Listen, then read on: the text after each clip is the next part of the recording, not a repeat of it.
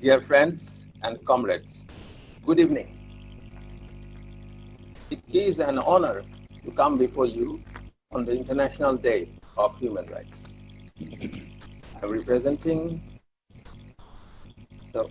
one of the oldest human rights organization in the world, International Federation for Human Rights, which has 192 members all over the world in 117 countries. And People's Watch being one of the very important members of the International Federation for Human Rights in Asia. I have come at a time when you all are facing a very challenging situation under COVID-19. Hundreds of people are dying every day in different parts of South Asia. Countless numbers are out of employment.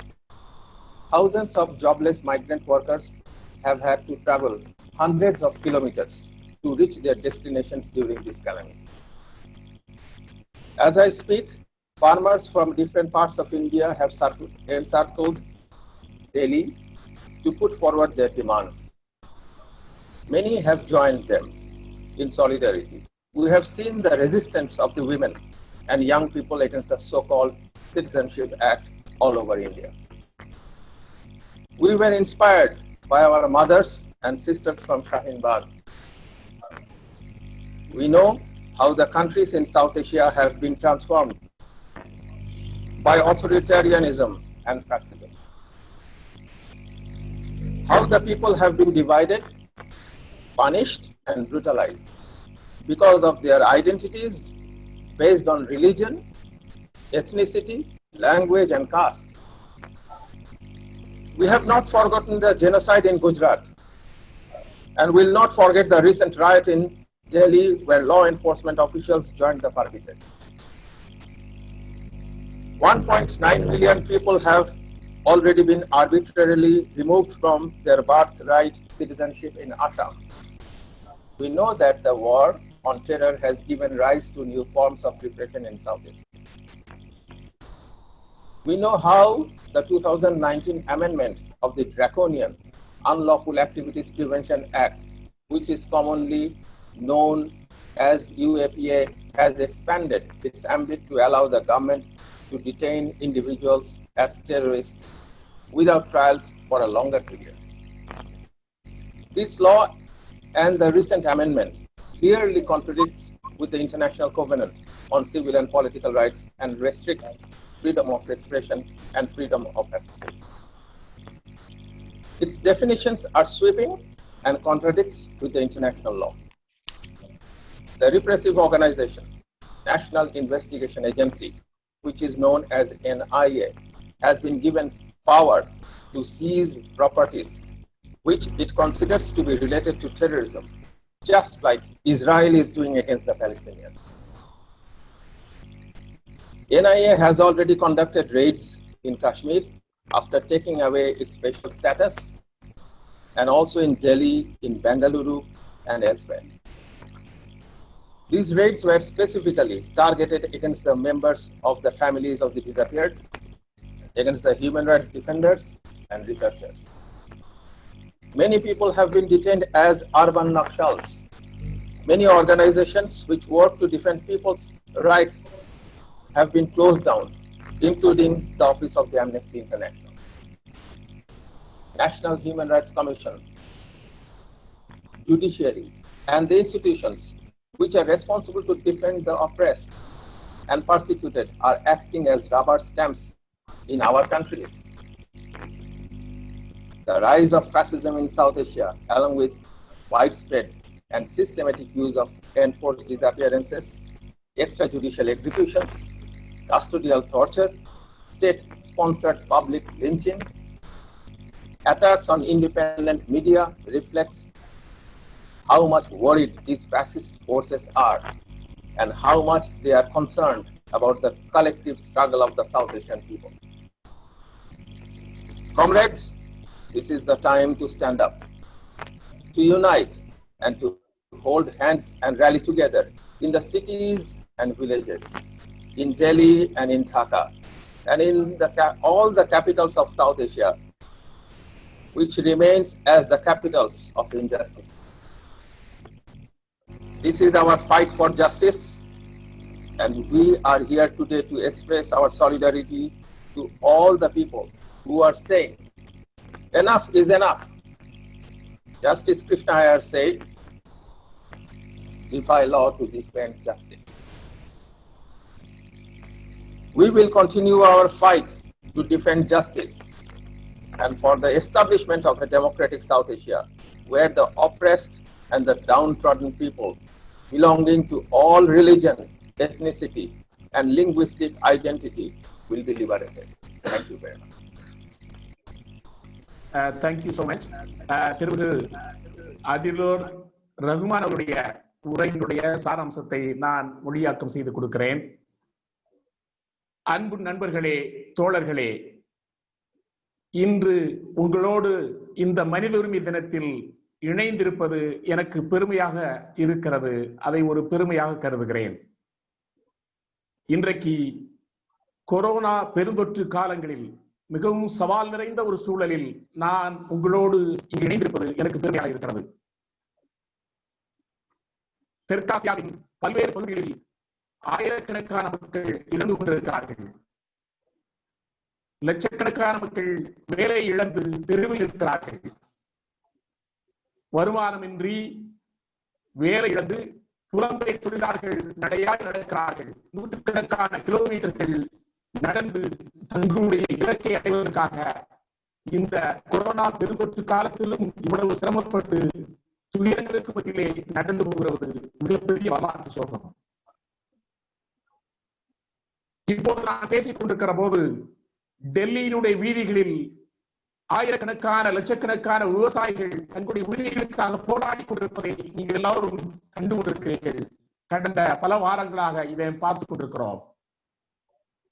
அவர்களுக்கு ஆதரவாக உறுதுணையாக குரல் எழுப்பதற்காக பலரும் இணைந்திருக்கிறார்கள். இதே போல பெண்கள், இளைஞர்கள், இளம்பெண்கள் கடந்த ஓராண்டு காலமாக குடியுரிமை பாதுகாப்பு திருத்த சட்டம் அதற்கு எதிராக இந்தியாவின் பல்வேறு பகுதிகளிலும் குரல் எழுப்பிக் கொண்டிருக்கிறார்கள். நமக்கெல்லாம் மிகவும் ஆதர்சமாக இருந்த அன்னையர்கள், பெண்கள், குறிப்பாக ஷாயின் பாக்கில் போராட்டத்தில் ஈடுபட்டு எழுச்சிமிக்க போராட்டத்தில் பங்கெடுத்த அந்த அன்னையர்களும் பெண்களும் நமக்கெல்லாம் மிக பெரும் ஆதர்சம். இன்றைக்கு தெற்காசிய நாடுகள் பல முறைகளில் பல நிலைகளில் சர்வாதிகாரத்தை நோக்கி பாசிசத்தை நோக்கி சென்று கொண்டிருப்பதை நாம் பார்க்கிறோம். மக்கள் அவருடைய அடையாளம் காரணமாக மொழி, இனம் அல்லது பிறப்பிடம் அல்லது சாதி இது போன்ற பல்வேறு அடையாளங்கள் காரணமாக மக்கள் பாகுபடுத்தப்படுகிறார்கள், தண்டிக்கப்படுகிறார்கள், கொடூரமாக நடத்தப்படுவது வேதனைக்குரிய விஷயம். குஜராத்தில் கடந்த ஆண்டுகளில் நடந்த இனப்படுகொலை மறக்க முடியுமா? டெல்லி கலவரத்தின் போது சட்ட ஒழுங்கை பராமரிக்க வேண்டிய காவல்துறையினரே வன்முறையாளர்களோடு சேர்ந்து மிகப்பெரிய கலவரத்தில் ஈடுபட்டதை நாம் எல்லாம் மறக்க முடியுமா? மறுக்க முடியுமா? குடியுரிமையை மறுத்து தொடர்ச்சியாக கடந்த பல ஆண்டுகளில் 19 லட்சம் பேர் உரிமையை இழந்த நிலையில் அஸ்ஸாமில் நிற்கிறார்களே, இதை என்னவென்று சொல்வது? தெற்காசிய நாடுகளில் பல்வேறு வடிவங்களில் ஒடுக்குமுறை தொடர்ந்து நிகழ்ந்து கொண்டிருக்கிறது. அதிலும் குறிப்பாக பயங்கரவாதத்திற்கு எதிரான போர் என்ற சொல்லாக்கத்தில் பெயரில் இந்த வன்முறை, ஒடுக்குமுறை, அடக்குமுறை அரசு கட்டவிழ்த்து விட்டிருக்கிறது. இந்தியாவில் இப்போது கொண்டு வந்திருக்கக்கூடிய கொடுமையான UAPA சட்டத்தை நீங்கள் எல்லாம் எதிர்த்து குரல் கொடுத்துக் கொண்டிருக்கிறீர்களே, இந்த சட்டத்தின் கொடூர நாக்குகள் தனி மனிதர்களையும் பயங்கரவாதிகளாக சித்தரிக்கிறது. இந்த பயங்கரவாதிகள் என்ற போர்வையில் தனி மனிதர்களை பல நாட்களாக பல மாதங்களாக விசாரணையின்றி சிறையில் அடைப்பதற்கு அரசு உத்தரவிடுவதை நாம் பார்க்கிறோம்.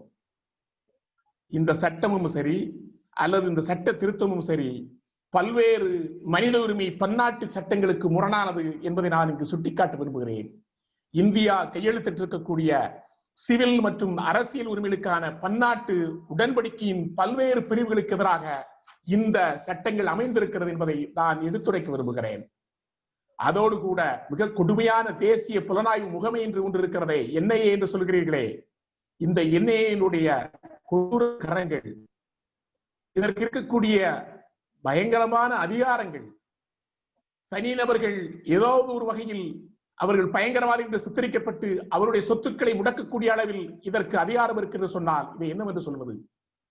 இஸ்ரேல் நாட்டில் பாலஸ்தீனர்களுக்கு எதிராக இதே கொடுமை தான் நடக்கிறது. அதுபோலதான் இங்கு நடப்பதை நாம் ஒப்பீடு செய்ய முடிகிறது. இந்த தேசிய புலனாய்வு முகமை காஷ்மீரில் பல்வேறு வகையான ருத்ரதாண்டம் ஆடி இருப்பதை பார்க்கலாம். பல இடங்களில் ரெய்டு நடந்திருக்கிறது. அதனுடைய சிறப்பு அந்தஸ்தை நீக்கிய பின்னால் அங்கு நடந்த கொடுமைகள் ஏராளம். அதே போல டெல்லியில், பெங்களூரில், இன்னும் பல இடங்களில் இது போன்ற கொடுமைகள் நடந்திருப்பதை பார்க்கலாம். குறிப்பாக மனித உரிமை போராளிகள், மனித உரிமை காப்பாளர்கள், ஆய்வாளர்கள் இவர்களுக்கு எதிராக இது போன்ற வன்முறைகள் கட்டவிழ்த்து விடப்படுவதை பார்க்கிறோம். பல நபர்கள், போராளிகள், மனித உரிமை தளத்தில் குரல் கொடுப்போர் நகர்ப்புற நக்சல்கள் என்று பொய்யாக ஜோடிக்கப்பட்டு, முத்திரை குத்தப்பட்டு, ஒதுக்கப்பட்டு, ஓரங்கட்டப்பட்டு பயங்கரவாதிகளாக சித்தரிக்கப்படுகிறார்கள். பல்வேறு நிறுவனங்கள், மக்களுக்காக போராடக்கூடிய நிறுவனங்கள் மூடப்படக்கூடிய சூழலில் நெருக்கடிகளுக்கு எதிர்கொள்கிறார்கள். குறிப்பாக ஆம்னஸ்டி இன்டர்நேஷனல் அமைப்பு உட்பட பல்வேறு அமைப்புகள் இங்கு நெருக்கடிக்கு உள்ளாயிருக்கின்றன, மூடப்பட்டிருக்கின்றன என்பதை இங்கு பதிவு செய்கிறேன்.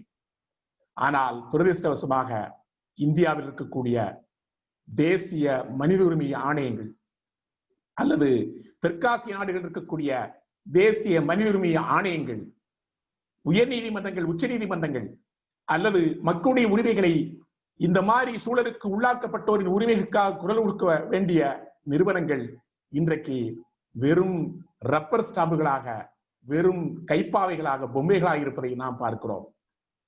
இன்றைக்கு சூழலில் தெற்காசிய நாடுகளில் பாசிசத்துடைய எழுச்சியை, மிகவும் கொடூரமான எழுச்சியை பார்க்க முடிகிறது.